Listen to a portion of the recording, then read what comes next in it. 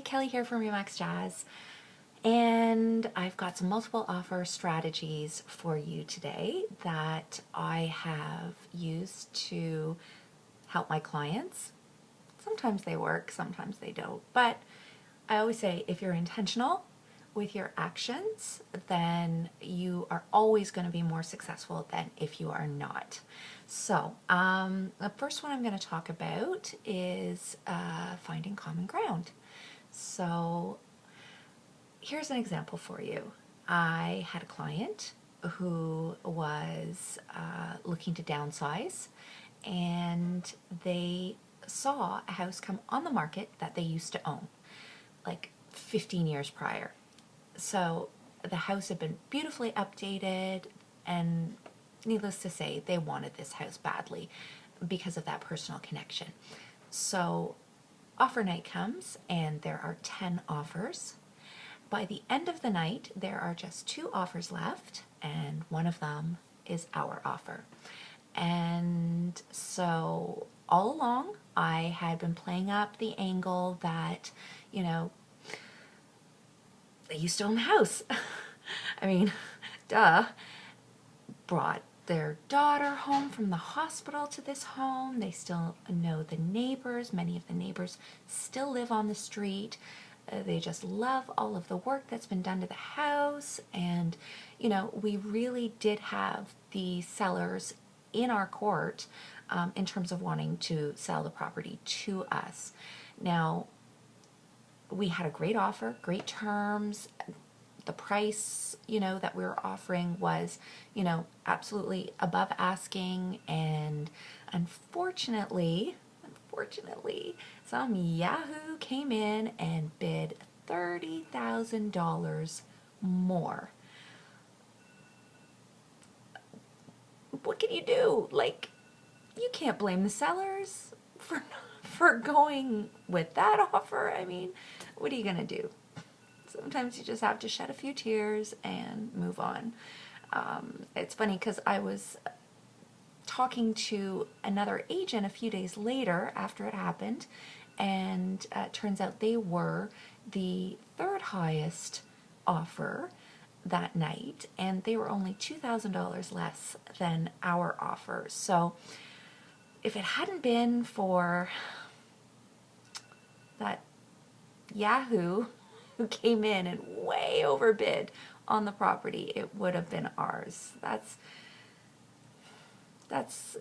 both tough to take and easy to take, because it's not like we lost it by $10, right? We would never ever ever pay $30,000 more for that house. In fact, I'd be concerned about the house appraising for that, getting financing for that. Apparently, in that particular situation, it wasn't an issue, so maybe it was an all-cash offer, who knows. But yeah, that was sad. Eventually, we did find, a house that they love, and so they're happily living in it now. Life goes on. So another strategy is the bully offer. Now, I'm sure you've heard about that in the news. I've used it a couple of times and actually not been successful either time. Well, not successful in the moment of making the bully offer. What happened in one situation was our bully offer was not accepted when we submitted it, but on offer night, it actually helped us to secure the house because, according to what the seller told me later, while we were signing the paperwork, it was the fact that we came in with the bully offer initially, then came back with a slightly higher offer on offer night, combined with, favorable terms and what have you. They wanted us to have the house. They didn't send back all of the offers to get them improved. They just said, yep, we're going to go with you. So that's pretty awesome. And bully offers do work from time to time, so definitely can't discount using that strategy. Another one would be what I sort of call pulling at the heartstrings. So, we've all heard about people writing letters and including pictures of their family or of their children and that kind of thing. And sometimes that works. I know I've been on the listing side, and there really has to be the right price attached along with that heartfelt letter for it to make a difference for us. But I've used a certain strategy for two different clients, or a particular strategy for two different clients, and it worked for one and it didn't work for the other. So newly single mom with children, and sort of striking out on their own, buying their own place. And the very first time I did it, the house in question was owned by another single woman who, as it turns out, actually purchased the home in the same type of scenario, right?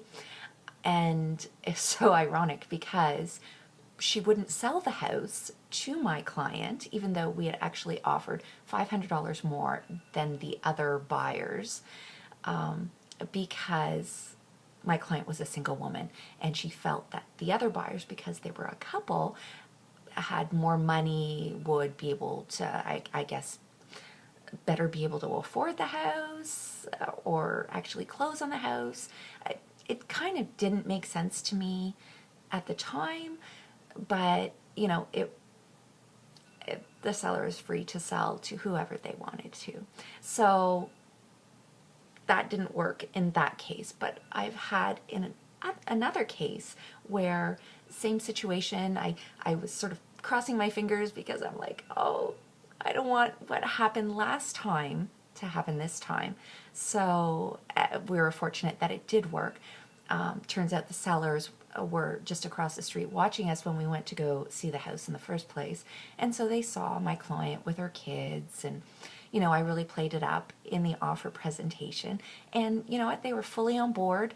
We had a great offer, and they were really, they wanted my client to have the house. So, which was great. And, now she's living in it, which is also great.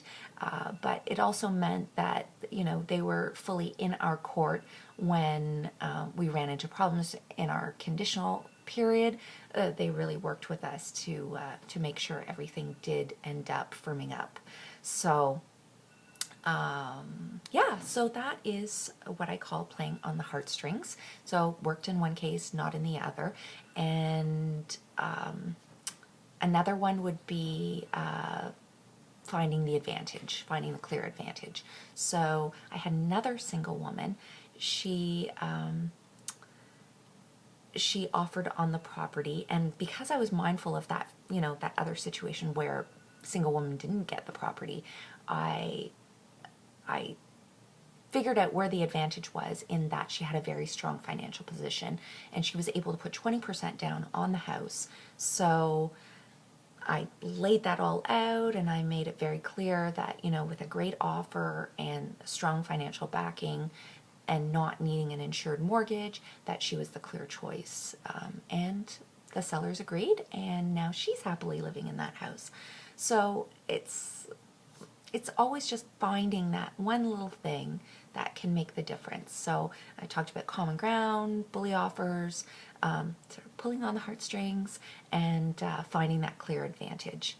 So all of those can work, not every time, but certainly worth trying. A couple cautionary tales. What are my cautionary tales? I had a situation with my clients where we were in multiple offers and didn't actually know we were in multiple offers. That was kind of awkward and didn't go very well. That was like total lack of communication between the listing agent and myself. It, in my opinion, should have resulted in a RICO complaint. That's the Real Estate Council of Ontario. But my clients, they were very angry at first, and then when they found another home to buy, that sort of diminished. And I think that was fortunate for the other agent, because I don't think things would have gone so well for him had they gone forward with that. So, what's another cautionary tale? I know I had one and now I can't remember what it was. Let's see. I'm sure I made a note of it somewhere. Oh, I remember what it was. Okay. So I was the listing agent. Hot property. We had 10 offers on it.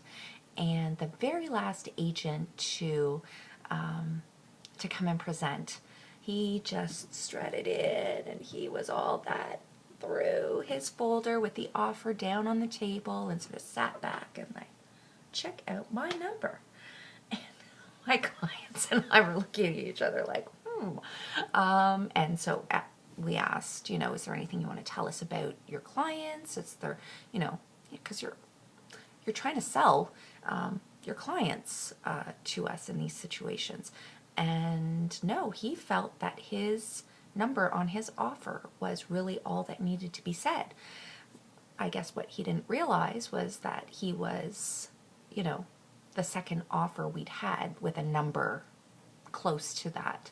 So sadly, sadly for his clients, we did not pick them, and that was pretty much due to his attitude and the way he behaved in the offer presentation. So something to keep in mind. Maybe something for real estate agents to keep in mind. But anyways, hopefully something in there gives you your next advantage. And thanks for watching and have a great day.